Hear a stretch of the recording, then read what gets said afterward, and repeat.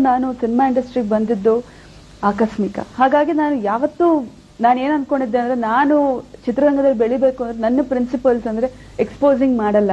ಈ ತರ ನಾನು ಮುಂದುವರಿಯಕ್ ಸಾಧ್ಯ ಆದ್ರೆ ಮಾತ್ರ ನಾನು ಮುಂದುವರಿತೀನಿ, ಇಲ್ಲಾಂದ್ರೆ ನನಗೆ ಫೀಲ್ಡೇ ಬೇಡ ಅಂತ ಒಂದು ಸ್ಟ್ರಾಂಗ್ ಫರ್ಮ್ ಮೈಂಡ್ ಇಂದ ನಾನು ಚಿತ್ರರಂಗಕ್ಕೆ ಇಳಿದಿದ್ದು. ಮತ್ತೆ ಇನ್ನೊಂದ್ಸಲ ನಾನು ಪ್ರತಿ ಇಂಟರ್ವ್ಯೂಲು ನಾನು ಹೇಳ್ತೀನಿ, ಒಂದು ಆರ್ಟಿಸ್ಟ್ ಬೆಳಿಬೇಕು ಅಂದ್ರೆ ಎಕ್ಸ್ಪೋಸಿಂಗ್ ಮಾಡಿ ಸಭ್ಯತೆ ಗಡಿ ದಾಟಿದ್ರೇನೆ ಪಾಪ್ಯುಲರ್ ಆಗ್ತಾರೆ ಅನ್ನೋ ಮಾತು ಸುಳ್ಳು.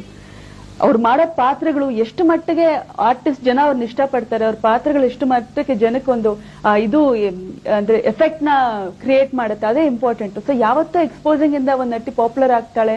ಅದು ಪಾಪ್ಯುಲರ್ ಆದ್ರೂ ಮೊಮೆಂಟ್ರಿ, ಅದು ಜಾಸ್ತಿ ಕಾಲ ಅದು ಜ್ಞಾಪಕ ಇಟ್ಕೊಳ್ಳಲ್ಲ ಜನ. ಎಷ್ಟೊಂದ್ ಜನ ಗ್ಲಾಮರ್ ಆರ್ಟಿಸ್ಟ್ಗಳು ಬರ್ತಾ ಇದಾರೆ, ಹೋಗ್ತಾ ಇದಾರೆ.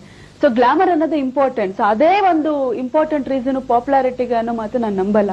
ಎಕ್ಸಾಂಪಲ್ ನನ್ನೇ ತಗೊಳ್ಳಿ, I am A popular actress today, but ನಾನು ಯಾವತ್ತೂ ನೀವು ಹೇಳ್ತೇನೆ ನಾನು ಗಡಿ ಯಾವತ್ತೂ ದಾಟ್ಲಿಲ್ಲ. ಸೊ ಹಾಗಾಗಿ ಗ್ಲಾಮರೇ ಇರಬೇಕು, ಬಟ್ ಎಕ್ಸ್ಪೋಸಿಂಗ್ ಇಂಪಾರ್ಟೆಂಟ್ ಅಲ್ಲ ಅಂತ ಹೇಳಕ್ ನಾ ಇಷ್ಟಪಡ್ತೀನಿ.